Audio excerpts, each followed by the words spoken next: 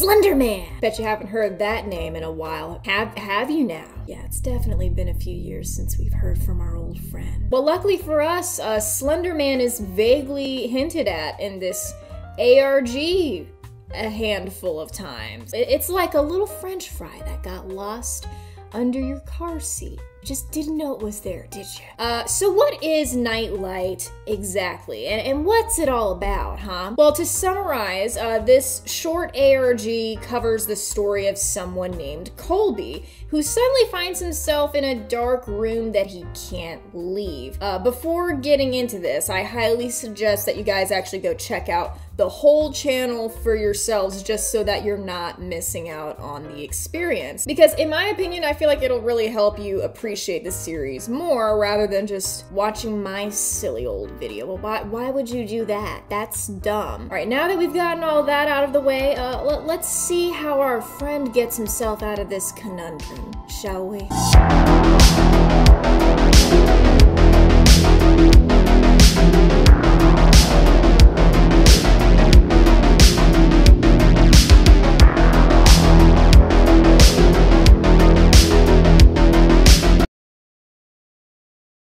Now, to start off with, we see our main character huddled up in what appears to be a dark room. From what we can decipher here, he seems to be recording this on my Asus Windows 7 laptop from 2015. He explains that he doesn't know where he is or how he got to where he is. He doesn't even know his age, name, or just who he is in general. He says he can't leave the room that he's in, and every time he tries to walk out, he just gets teleported back to the same room.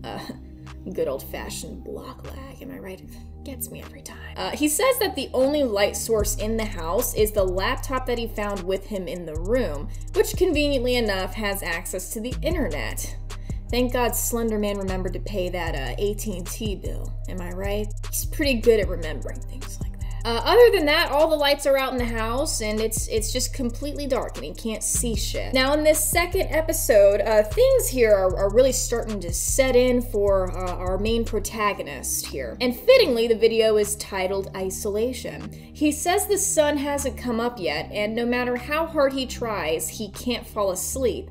Even though the laptop is his only way of keeping track of time, there's really no point given the lack of a sun, of course. This is also when hunger and thirst starts to really set in for him, but we'll soon find out that this won't really matter much in the long run. Despite lacking any major physical side effects, the lack of food and water and sleep, yada yada, it's definitely taking a toll on him psychologically. Now, if we pay close attention here, you might notice that at timestamps 58 seconds and 1 minute 11 seconds, someone is trying to communicate. The words hello and hello can be seen clearly here. Now, to me, it's unclear if this is implying the existence of multiple entities or if this is just one entity that's trying to communicate here. The fact that whatever this thing is has the vocabulary skills of the FNAF phone guy, it's not really helping much, is it? It's like I'm grasping at straws here. Now, during the last few frames of this video, a link briefly flashes on the screen, taking us to a Tumblr page. From this page, we can gather that it was written by someone who recently lost their best friend, Colby. They say in this blog post here that they were recently found unalive, but no one will tell them how. They explain how they would always explore the town together when they were kids, and how they both knew about an entity called the Raven from the River. They say that Colby was normally freaked out by this, but they would always travel to this abandoned shack in the woods after school anyway. Okay, side tangent here. Side tangent moment, guys. Side tangent, okay? But did everyone do stuff like this as kids? Or was I missing out on something? I mean, where I grew up, the only option was hanging out in the Waffle House parking lot at 3 a.m. And I didn't even do that. Comment down below. After sharing a few pictures of the shack, or rather what's left of it, Colby's friend describes a brief encounter that they had with this so-called Birdman. They describe it being 20 feet tall and having a bunch of branches coming out of it. Yeah, see, that's not really descriptive at all, actually. I actually know a couple of guys that look like that, okay? Try again, sweetie. After this, we get a post of what appears to be a drawing of the pair, and oh my god, it's him! There he is, guys! See, what did I tell you? I wasn't making this up, guys. It's Slenderman confirmed. They say in this post that even though Colby was scared of the Birdman, they would try to make him warm up to it. Oh, how cute. It's like being forced to talk to your sketchy uncle at a family reunion. That's so sweet. In the next post, the OP describes running into Birdman while setting up a memorial for Colby near the shack. The Birdman suspiciously extends one of his tendrils and points towards a locked box hiding behind the shack. The OP takes the box and instead of immediately reporting it to the bomb squad, they decide to keep it. Try as they might, however, they can't seem to open it, and at one point, they even mention using an axe. Jesus Christ, man, just hire a locksmith, for the love of God. Eventually, they do manage to meet up with one guy. It's just the one guy, you know. Victor is his name, and conveniently enough, he just so happens to know everything about the Raven and the town's lore. To quote directly from the Tumblr post here, this is what was gathered. He says the Raven is very strict and only wants people to learn in his way, with his teaching methods being very convoluted. Based on how the Raven's acting towards me, I'm not his main target, but I do play a part in someone else's lesson. Odd. And then they mention a very crucial detail that they forgot to bring up in previous posts. They say that the box was covered in drawings resembling Colby's art style. So I guess we now know who Slender Bro is targeting, kinda. He's kinda, sort of, a little bit, kinda, sort of targeting Colby, a little bit, in a way, kind of. In this third video, here, our main protagonist is starting to remember some more things. He remembers that he lived in a town called Amberbulk, and he also remembers that his name is Colby, the same guy who was mentioned on the Tumblr blog earlier. Now at 2 minutes, a smiley face ominously appears in the captions when Colby says it's still totally dark. After this, Colby mentions that he keeps seeing a recurring figure in the darkness. I'm gonna let that part play out here. I keep thinking I see things in the darkness, but they're not objects. There's a reoccurring figure that keeps forming, but I can't describe it. I don't know what it is. It looks familiar, but I don't know why. I just want to go somewhere. I don't want to be in this room anymore. I know it's just this dark in the rest of the house, but I don't want to be in this room anymore. He just want to go somewhere. He don't want to be in this room anymore. Let my man go, Slender Bird. In this fourth video, it seems that Colby is starting to remember a little more about himself still. He remembers having a cat, and a cat specifically, and he found a new shirt! Let's go! He's doing it! He's figuring it out. Now he mentions that he used to call his cat Bubba, which made me laugh for absolutely no reason. I am broken. He also says that he tried going out in the hallway, and he's discovered that he can actually stay in the hallway without getting sent back into the room. So he takes the laptop with him so he can show us. Kind of funny considering the fact that we literally can't see anything, but you know, there was an effort. He tried, at least. And then by pure happenstance, he finds free loot on the floor. A camera, of all things. After picking up the camera, he tries showing us what happens when he walks towards the living room. Okay, I'm pretty sure most of us believe you at this point, pal. We get it. Block lags got you fucked up right now. What do you fucking do? All right. And of course he gets sent back to the room after trying this. Shocker. But at least he found the camera, you know, and that's all that matters. Maybe the The Slenderman was the camera we found. Never mind. In the 5th video, here, Colby attempts to explore the house some more. He says that he hasn't made any progress since finding the camera, though. No matter how hard he tries to leave the hallway, he still keeps getting sent back to the bedroom. Now, before you guys say anything here, before y'all start screaming and yelling at me and stuff, yeah, I saw the ketchup leaking out of his eyes too. Okay, you've been validated by me. You feel special now? You feel kind of good now about that? Jeez. Now, again, the layout of the house was a little bit hard for me to put together here due to how dark the video is, but based on what I could gather, it seems that he found another way around that leads into a different room. Right at timestamp 2 minutes, we can see a quote in the closed captions. This seems to be taken from a conversation between Coleslaw and the Tumblr poster. This is what it says. You know what that thing can do. You've heard the stories. Even though there's a TV in this room, Colby discovers that the remote to it doesn't work. It's almost like the house is just trolling him at this point, you know? At timestamp 4 minutes, we get more closed captions. Just a bird? It's evil. It's a fucking bad omen. Now, right around 4 minutes 25 seconds, the video starts to experience quite a few weird glitches. At 5 minutes, we get another quote in the closed captions. I know the stories, but they don't mean it's dangerous. Now, shortly after this, Colby finds a bottle of water, and hilariously enough, this is the real kicker, guys, the water tastes like piz and shid and fard. And once again, I'm fully convinced that Slenderman's just fucking with him at this point. He's just sitting in the corner giggling. Tee-hee, tee-hee. He thinks it's funny. At 7 minutes, we get yet another message in the closed captions. Look, you can believe in legends all you want, but I can't just blindly believe shit that I don't see any solid evidence for. Now, Colby continues to, have his moment here.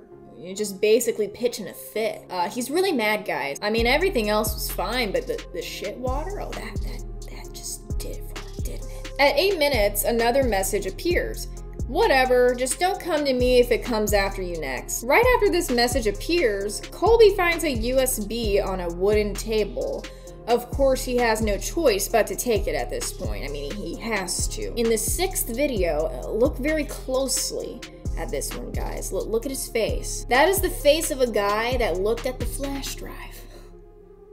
Bless his soul. He says that the flash drive didn't contain much, only an audio that consisted of robotic voices reading some sort of poem. The poem, interestingly enough, mentioned the Raven. While he doesn't recognize the name of this creature, he says that he does recognize the audio's description of the Raven. Reason being, because he's actually seen fleeting visions of the Raven while being trapped inside the house. Now here he also mentions hearing a sound every time he tries going in another room, and that there were other things on the flash drive too, mainly pictures, drawings if you will. In the comment section, he goes on to explain that this sound sounds like a bird, and it only plays after a new part of the house has been unlocked. Now, earlier on in the video, he mentioned that he miraculously managed to find some nail polish, and even more miraculously managed to paint his nails in the dark. How you do that, though? This seems to jog his memory a little bit, though, and he starts to remember that another friend used to do that with him. The Tumblr friend, to be exact. He remembers that his friend used to tell him not to be afraid of the Raven, the thing that watches him. He also mentions that he has memories of the Raven watching him while he sleeps, prior to being trapped in the bedroom. So the Raven's been fucking with him for a good minute. In the description of this video, there's a couple of Reddit links provided to us. The first link takes us to the recording on the flash drive that he mentioned, and well, it's just a classic. I'm gonna go let that play out here. In days of old, a creature bold, a raven tall, or so we're told, no face to see, no form to hold, but in a black suit, it was clothed. The raven moved with ease and grace, its ever-changing form and face, a frightful sight, a cursed embrace, in the forest it held its Bars. Heat. Fire. if you will. The second link takes us to what I assume is an image that was located on the flash drive. While it's extremely blurry, we can vaguely make out a tall figure with tendril-like appendages. I wonder who that could be. Any ideas? It's Slender. Now, I'm not gonna lie, guys. This next video made me jump out of my britches a little bit. Because Colby's face has more ketchup on it than before! Oh no! Clean it up! Get a napkin! Someone tell him, please, before it's too late! Colby explains that he doesn't stay in the bedroom anymore because fuck the bedroom. No one cares about the bedroom. More specifically, he doesn't feel safe in the bedroom. Also, he doesn't know if he's unalive or not, which, understandable given the circumstances, which doesn't make matters much better, to be honest with you. He starts asking us various philosophical questions about life and, you know, the opposite of life. I'm not gonna say the D word, but you know what I mean. Starts to ask us questions about that, and it's like, well, I'm sorry to break it to you, buddy, but that's a little too much for my brain to handle right now. After having a little cry, Colby discovers that for some reason, he can finally go into the kitchen. Oh, he just had to cry himself a river, and there you go. Baby steps, guys. Baby steps. I can kind of understand why his reaction here was a little underwhelming. I mean, all this stuff is happening to him just for him to finally go into the kitchen. Don't make me laugh. It's not funny, actually. For some reason, the light on his camera keeps cutting off in this video. Now, it should be pretty obvious by now that a Slenderbird doesn't like the light at all, you know, given the symbolism. Now, this next phrase from Colby is pretty deep, and I just want to let that play out for a second. This place feels like home, but it feels like it doesn't want me here. Why do you want me to stay here?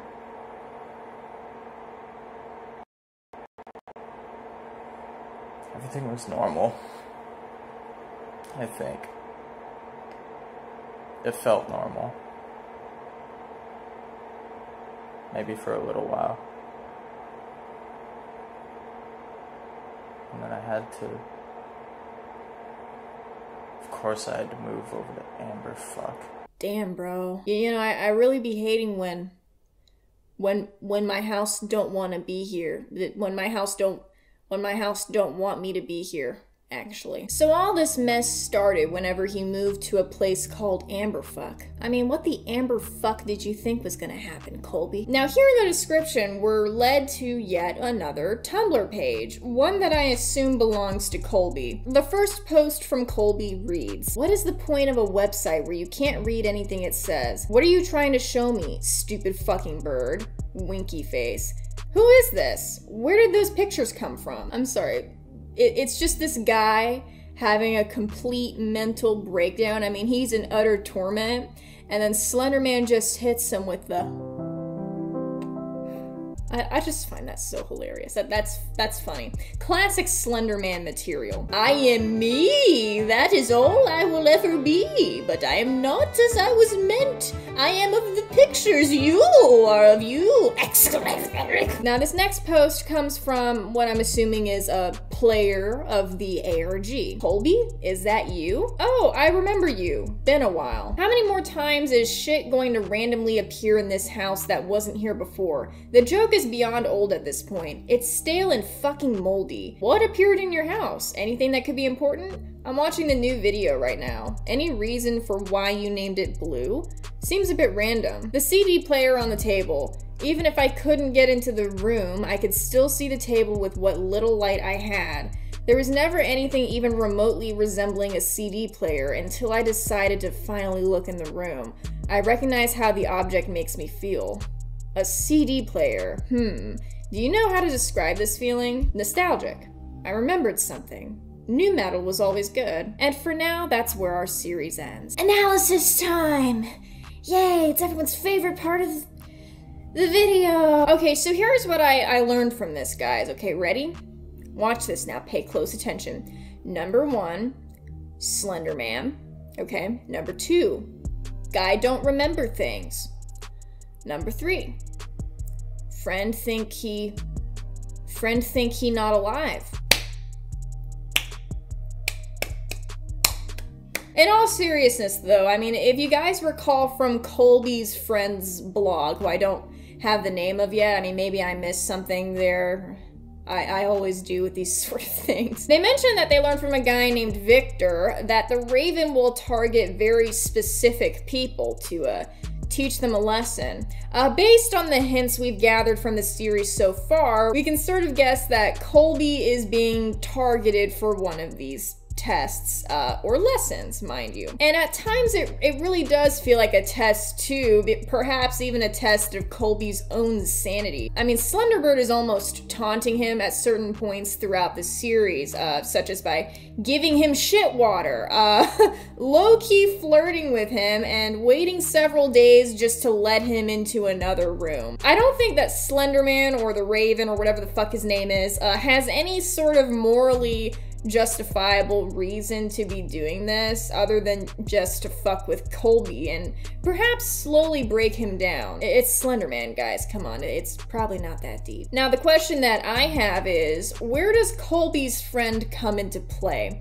While it's pretty clear that the friend isn't Slenderman's main target, according to Victor at least, Slenderman could be using the friend as a way of teaching said lesson to Colby. Now, how they're going to do this is a little bit unclear since the series hasn't really reached its climax or even its conclusion yet. I will say though that a couple of references to Colby's friend are actually scattered a little bit throughout the series, which I find interesting. For example, when Colby paints his nails, he specifically remembers doing that with his friend, and then pieces of dialogue with said friend are frequently hidden in the closed captions at certain points. Now, here's where things get really interesting in my opinion. If you remember from the friend's blog, they mentioned bringing a CD player to a memorial site for Colby that they set up near the shack in the woods.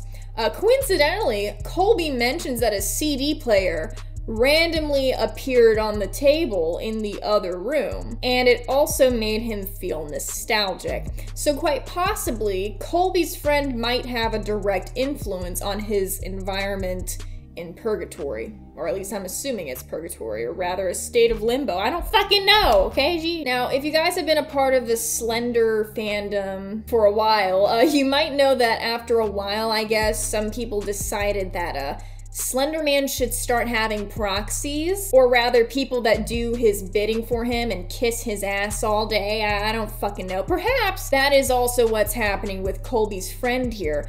They might be one of Slenderman's little goons, and they just don't realize it. Now lastly, I do want to mention that in the video titled Exploration 2, there's a series of numbers left in the description. I wasn't quite able to figure this one out because you know me, right? You guys know me. If anything's too hard for me, I'm not gonna do it. I'm just gonna have you guys do it for me instead. Now, that's about all the thoughts I have on this series so far, but let me know in the comments section what you guys think. And please do give this creator all the love and support you can. Like and subscribe to smash that notification, but please just check out their channel, for the love of God. I'm begging you. And thanks so much for watching my silly little video. Until next time.